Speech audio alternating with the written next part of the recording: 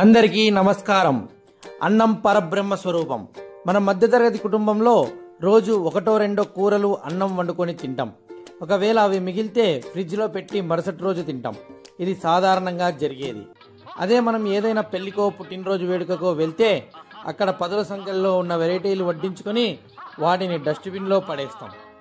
దీనివల్ల ఎంత ఆహారం వేస్ట్ అవుతుంది.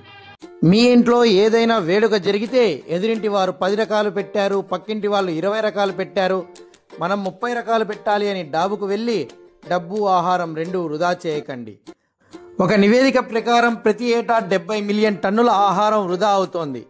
అంటే ప్రతి వ్యక్తి సగటున సంవత్సరానికి 5 కిలోల ఆహారాన్ని వృధా చేస్తున్నారు. దయచేసి గమనించండి. నేను ఈ వీడియో చేయడానికి గంట పట్టింది.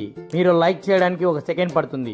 వీడియో అవైలబుల్ అనుకుంటే మన ఫ్రెండ్స్కి షేర్ చేయండి, మన ఛానల్ని సబ్స్క్రైబ్ చేయండి. Thank you friends. జై హింద్.